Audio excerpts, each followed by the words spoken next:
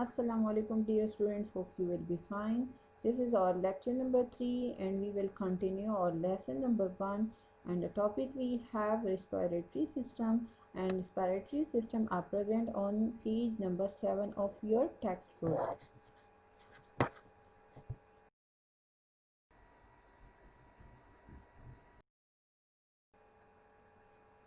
Okay, coming toward page number 7, the topic we have respiratory system.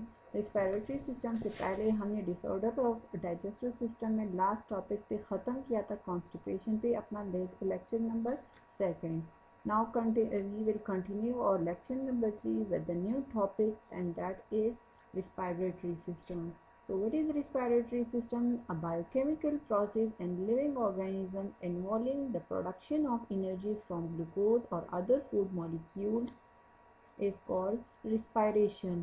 अब वो biochemical मतलब bio mean life से निकल की खुराक किया वो नेचुरली चीज़ों की जो अंदरूनी नेचुरली तोड़ फोड़ होती है, वो प्रोसेस, वो मरहला लिविंग ऑर्गेनिजम्स में जिसमें एनर्जी की प्रोडक्शन जो है वो पैदा एनर्जी पे जो है वो हमारे पास प्रोड्यूस होती है। अब ये एनर्जी किस चीज़ से प्रोड्यूस होती है? ग्लूकोज से। ग्लूकोज आप सबको पता है, मैंने बार बार जो है आप लोगों को बताया भी था कि these are the simple form of sugar हम जिसे कहते हैं, और other food molecules is called respiration, या बाकी खुराक की जो दूसरी मॉलिक्यूल्स यूनिट है या जो जरिए है हमारे पास, उनसे जो है वो एनर्जी अगर प्रोड्यूस हो रही है, पैदा हो रही है, तो इस प्रोसेस को हम कहते हैं रिस्पायरेशन। या सिंपली आप लोग जो है ये डेफिनेशन भी लिख सकते हैं, the process by which food is oxidised in the body cell to produce energy. Simply हमारे पास रिस्पायरेशन वो प्रोसेस है, वो मरहला है जिसमें खुराक की तोड़ फोड़ जो है वो ऑक्सीडाइज का मतलब है कंबाइन विद ऑक्सीजन, कि ऑक्सीजन के साथ जब हमारी खुराक जो है वो कंबाइन हो जाती है और इससे हमारे पास एनर्जी जब प्रोड्यूस होती है, तो इस प्रोसेस को हम रिस्पायरेशन कहते हैं। अब ऑक्सीजन कहाँ से आएगा? तो ये रिस्पायरेटरी सिस्टम के ज़रिए से थ्रू नोज हम इनहेल करते हैं, और फूड जो हमारे पास डाइजेस्टिव सिस्टम के ज़रिए से हल हुआ है हमारे ब्लड में शामिल है, तो ये खुराक जो है इसी ऑक्सीजन के साथ शामिल हो कि इससे एनर्जी की प्रोडक्शन होती है, एनर्जी पैदा होती है, और इसी एनर्जी से हम अपने डेली एक्टिविटीज़ जो है अपनी काम जो है वगैरह करते हैं बॉडी। तो इसी एनर्जी का मेन जो सोर्स है वो फूड से हासिल होती है, और ये फूड तब तक जो है इसी एनर्जी प्रोड्यूस नहीं होती जब तक इसके साथ ऑक्सीजन जो है कंबाइन नहीं होता है। और ऑक्सीजन कौन से सिस्टम के ज़रिए से इसके साथ कंबाइन होगा? तो वो हमारे पास है respiratory system. It is an important process by which body takes in life saving oxygen and releases carbon dioxide. ये वो अहम प्रोसेस है, मरहला है जिसके ज़रिए से बॉडी जो है लाइफ सेविंग मतलब जिसके ज़रिए वजह से हम जिंदा है, तो वो ऑक्सीजन हम इनहेल करते टेक इन करते हैं, अंदर डालते हैं, किसके ज़रिए से? नोज़ के ज़रिए से इसे टेक इन करते हैं, एंड रिलीजेज कार्बन डाइऑक्साइड, और रिलीजिंग छोड़ने को कहते हैं, तो कार्बन डाइऑक्साइड रिलीज करते हैं, खारिज करते हैं इसके ज़रिए से, इसी सेम नोज के ज़रिए से। So we inhale carbon dioxide oxygen and releases carbon dioxide. The process of respiration in human beings include 2 steps. अब ये रिस्पायरेशन का प्रोसेस जो है ह्यूमन बींग में ये 2 स्टेप्स में होता है। फर्स्ट को हम कहते हैं एक्सटर्नल रिस्पायरेशन और ब्रीथिंग। एक्सटर्नल मीन बाहर से जो होता है, तो जो हम एयर से इनहेल करते हैं जिसको हम ब्रीथिंग कहते हैं, इसको एक्सटर्नल रिस्पायरेशन भी कहते हैं। और दूसरी हमारे अंदर जो सेलुलर सेल के अंदर जो रिस्पायरेशन होती है, तो इसको क्योंकि अंदर सेल्स के अंदर होती है तो that's why it is called internal respiration, और सेल्स के अंदर होती है तो उसको हम सेलुलर रिस्पायरेशन भी कहते हैं। तो हमारे पास मेनली इन 2 स्टेप्स में पे हमारा रिस्पायरेटरी सिस्टम या रिस्पायरेशन का जो प्रोसेस है ह्यूमन बींग्स का वो मुश्तमिल है। Okay, coming toward the first one, external respiration और ब्रीथिंग क्या है? Breathing is a physical process, ज़ाहिरी एक मरहला, एक प्रोसेस है, एक अमल है, where gases are exchanged between the body and the surrounding with the help of the respiratory system, जहाँ पर गैसेस की तब्दीली होती है। कौन सी गैसेस की? ऑक्सीजन और कार्बन डाइऑक्साइड की, between the body and the surrounding. Body मतलब अब ये गैसेस की तब्दीली किस किस के दरमियान होती है, तो हमारी बॉडी के दरमियान होती है और इर्द गिर्द इन्वायरमेंट के सराउंडिंग के दरमियान with the help of the respiratory system. और ये सराउंडिंग में जो ये गैसेस की तब्दीली होती है ये किसकी मदद की बिना पे होती है, तो उसको हम रिस्पायरेटरी सिस्टम कहते हैं। एक्सटर्नल रिस्पायरेशन और breathing is the first step and which oxygen is taken in, जिसको हम इनहेलेशन कहते हैं। Inhale mean take in oxygen and carbon dioxide is release, और releasing of carbon dioxide is also called exhalation. Carbon या gas छोड़ने को exhalation कहते हैं, और ऑक्सीजन या कोई भी मतलब जो ऑक्सीजन हम इनहेल करते हैं उसको हम जो है वो टेक इन, जो ऑक्सीजन करते हैं उसको इनहेलेशन का प्रोसेस कहते हैं। तो inhalation exhalation is basically breathing process. ये ब्रीथिंग में हमारे पास जो है इनहेलेशन एक्सहेलेशन का काम होता है। एक गैस हम इनटेक करते हैं और दूसरा उसके ज़रिए से, तो यही वो एक्सचेंज है, तब्दीली है गैसेस की जो हमारी बॉडी में होती है, और ये हमारे पास ब्रीथिंग कहलाता है। और ये फर्स्ट मरहला है, फर्स्ट स्टेप है, प्रोसेस है किस चीज़ का, रिस्पायरेशन का, जिसको हम कहते हैं एक्सटर्नल रिस्पायरेशन।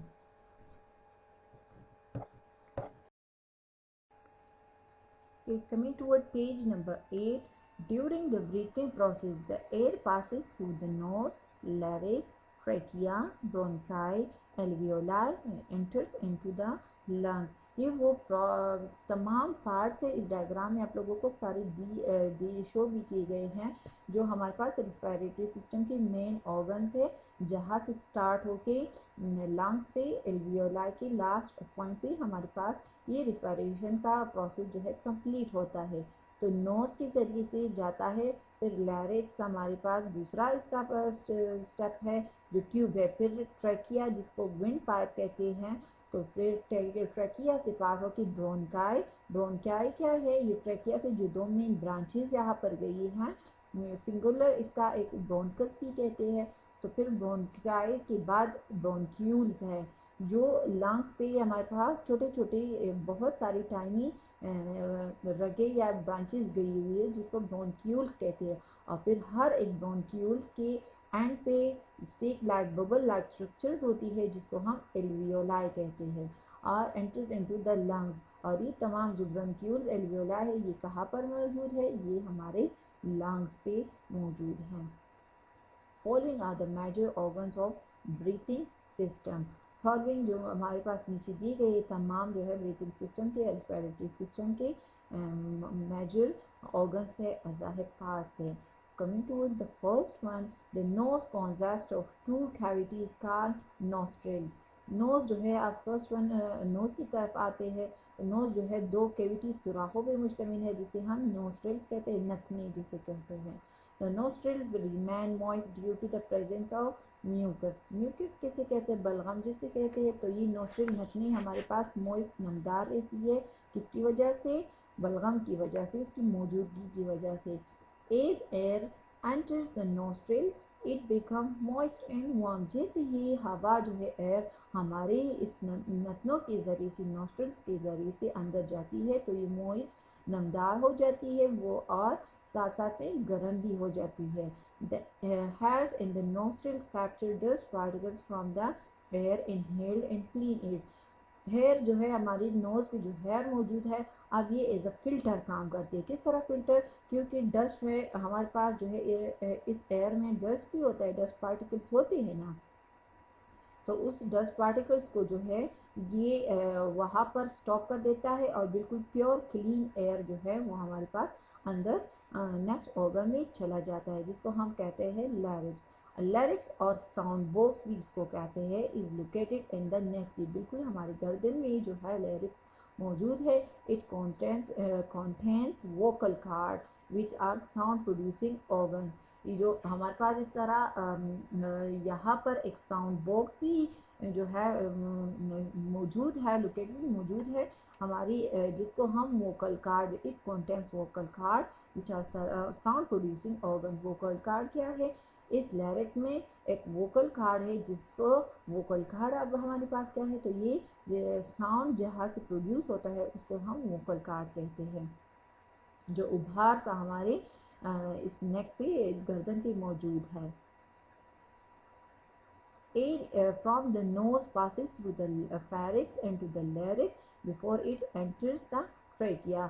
तो एयर जो है नोज से पास होकर पहले फेरिक्स जो हमारे पास यहाँ पर साउंड बॉक्स है नेक में मौजूद है, इससे पास होकर फिर लैरिक्स पे जाता है, ये थर्ड पार्ट है हमारे पास। और लैरिक्स से पास होकर जो है ये फिर ट्रेकिया में before it enters the trachea, trachea जिसे हम विंड पाइप भी कहते हैं, हवा की नाली, और फिर इस पे पास हो जाता है। Okay, now coming toward the third part और ऑर्गन that is trachea। तो trachea is also called wind pipe, wind pipe हवा की नाली भी इसको कहते हैं। It is made up of cartilaginous rings, ये कार्टिलेज खर्चे जिसे हम पश्तो में कहते हैं उससे बना हुआ होता है, ये एक पाइप होता है। The opening of the trachea is called the glottis. हमारे पास जो ओपनिंग है ट्रेकिया का, जहाँ पर अब यहाँ पर एक मेन ओपनिंग है, यहाँ पर ये इम्पोर्टेंट ग्लोटिस जो है बहुत इम्पोर्टेंट काम करती है। इसके बाद जो है EP glottis which is called by a plate card, जो एक पर्दे पे मुश्तमिल है जिसे हम ईपी ग्लोटिस कहते हैं। तो अब ये ईपी ग्लोटिस क्या करता है, ये वो ओपनिंग है जहाँ पर अब ये हमारे नेक पे तो सिर्फ ये एक ट्रेकिया मौजूद नहीं है, साथ साथ में यहाँ पर फूड पाइप जिसे हम ईसोफेगस कहते हैं वो भी बिल्कुल जॉइन है। तो ये दोनों जो है इस ग्लोटिस पे जो है वो कंबाइन नहीं जॉइन हुई है, और फिर ओपनिंग का काम कौन करती है, एपिग्लोटिस। अब एपिग्लोटिस कब ओपन होगा और कब क्लोज होगा, तो जब फूड जाता है तो एपिग्लोटिस क्लोज होगा ताकि ये हवा की नाली में ना जाए, और जब एयर जाता है तो ये एपिग्लोटिस जो है वो ओपन हो जाता है और ताकि ये एयर जो है ट्रैकिया में चला जाए। तो बहुत ज़्यादा इम्पोर्टेंट फंक्शन है एपिग्लोटिस का। Okay, the opening of the trachea is called glottis. Opening of trachea को हम क्या कहते हैं, glottis, which is covered by a plate called epiglottis, जो कवर है एक पर्दी से जिसे हम एपिग्लोटिस कहते हैं। The epiglottis closes the glottis during swallowing the stopping. अब इसमें आप लोगों ने कंफ्यूज नहीं होना, ये दोनों सेम पार्ट्स है। ग्लोटिस वो ओपनिंग है ट्रेकिया का, और एपिग्लोटिस क्या है, अभी वो क्लोजिंग और ओपनिंग का काम करेगा। तो ग्लोटिस हमारे पास ट्रेकिया का ओपनिंग है और एपिग्लोटिस वो कवर है जो हमारे पास कब क्लोज होगा और कब ओपन होगा। तो अभी प्रीवियसली मैंने एक्सप्लेन किया कि ये जब खुराक जाएगा तो ये फिर इसको कवर करता है, किसको कवर करता है, ट्रेकिया की ग्लोटिस को कवर करता है ताकि खुराक जो है वो ट्रेकिया में ना चला जाए। तो ये हमारे पास जो है एक पर्दे फ्लैप का यहाँ पर एक पर्दे से कवर हुआ है जिसे एपिग्लोटिस कहते हैं। The epiglottis closes the glottis during swallowing, thus stopping the food from entering into the trachea। जो मैंने भी एक्सप्लेन किया कि ये एपिग्लोटिस जो है वो ग्लोटिस को क्लोज करता है कब, जब स्वेलिंग मतलब हम खुराक डालते हैं अंदर, इनटेक करते हैं, स्वेलिंग में इनटेक करना, ताकि खुराक जो है दस stopping the food from entering into the trachea, ताकि हमारी खुराक जो है वो ट्रेकिया हम सांस की नाली में एंटर ना हो। During inhalation and exhalation it remains open, मतलब सांस इनहेल कर अंदर डालने में और छोड़ने में जो है ये एपिग्लोटिस फिर ओपन होगा। Okay, now coming toward the fourth organ, that is bronchi. So the trachea divides into two branches and the chest cavity called bronchi। Trachea जो है उनको मजीद दो ब्रांचेज में जो है शाखों में डिवाइड किया गया है। सीने में चेस्ट कैविटी मतलब यहाँ पर सीने के जो कैविटी है, होल है, तो यहाँ पर ये दो ब्रांचेज में शाखों में मजीद डिवाइड हुआ है। कौन डिवाइड हुआ है, ट्रेकिया। साउंड जो हमारे पास सांस की जो नाली है, विंड पाइप जो है वो मजीद दो ब्रांचेस में डिवाइड हुआ है जिसे हम क्या कहते हैं, ब्रोंकाई कहते हैं। क्या कहते हैं उनको, ब्रोंकाई। सिंगुलर इसका ब्रोंकस कहलाता है। Each bronchus enters into a lungs and divides into smaller tubes called bronchioles। फिर ये मजीद जो है छोटे छोटे हर एक जो है एक ब्रोंकस एक लंग्स के साथ अटैच है, दूसरा ब्रोंकस दूसरे लंग्स फेफड़े के साथ अटैच है, और ये मजीद जो है छोटे छोटे ट्यूब्स पे मुश्तमिल है जिसे हम ब्रोंक्यूल्स कहते हैं, which open into air sacs called alveoli. Air sacs भी एल्वियोलाई को एयर सेक्स छोटे छोटे एयर के सेक्स मीन खाने जिस कहते हैं बबल्स को कहते हैं। तो ये छोटे छोटे बबल्स तो यहाँ पर पिक्चर में भी आप लोगों को क्लोजअप दिया गया है। ये छोटे छोटे बबल लाइक स्ट्रक्चर आप लोगों को दी गई है। ये किस पे अटैच है उंचों की तरह, ये ब्रोंक्यूल्स के हर एक के एंड्स पे जो है ये 1000 ऑफ एल्वियोलाई होती हैं। The alveoli provides a large surface area for the exchange of gases between the blood and the air.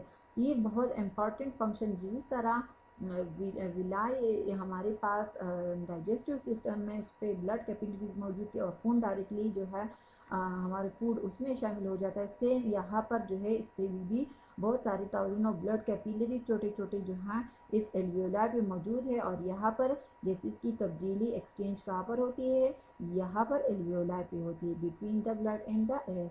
Each alveolus is surrounded by many blood capillaries. हर एक एल्वियोलस जो है सिंगुलर है एल्वियोलाई का, वो इर्द गिर्द उसके बहुत ज़्यादा जो है वो खून की रगे, कैपिलरीज में यहाँ पर खून की छोटी छोटी रगे होती हैं।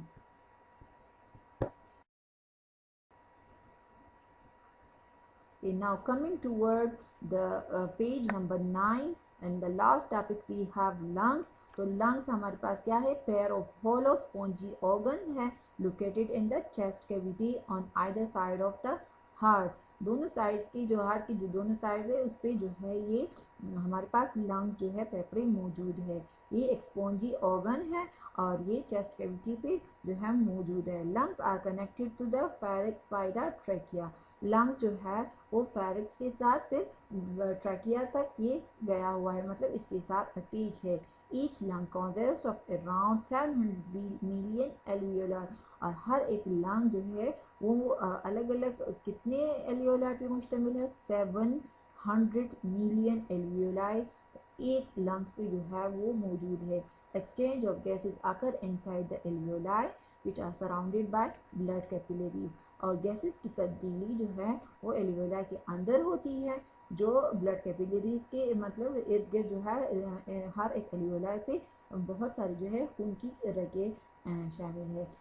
तो गैस ऑक्सीजन गैस जो है ट्रैकिया से पास होकर जो है एल्वियोलाई से पास होकर फिर ब्रोंक्यूल्स पे जो है वो एल्वियोलाई में शामिल होगा। एल्वियोलाई जो है ब्लड कैपिलरीज, तो खून में हमारे पास जैसे ही ऑक्सीजन शामिल हो जाता है ब्लड के साथ तो इससे जो है एनर्जी प्रोड्यूस होगा और साथ साथ में इसकी रिएक्शन होते हैं ना, तो ये एक बायोकेमिकल रिएक्शन है। तो इसके रिटर्न में जो है प्रोडक्ट में कार्बन डाइऑक्साइड बन जाता है, जो वेस्ट गैस है जो हमारी बॉडी को नहीं चाहिए। तो ये एल्वियोलाई के ज़रिए से फिर वापस ट्रैकिया से फिर हमारी नोज़ के ज़रिए से एक्सहेल हो जाता है। तो ये वो प्रोसेस है ब्रीथिंग का या हमारे पास रिस्पिरेटरी सिस्टम का, जो स्टार्ट होता है नोज से और ख़त्म होता है लंग्स के लास्ट पार्ट एल्वियोलाई पे। मैकेनिज्म ऑफ ब्रीथिंग जो है वो नेक्स्ट लेक्चर में इंशाल्लाह इसको कंटिन्यू करेंगे।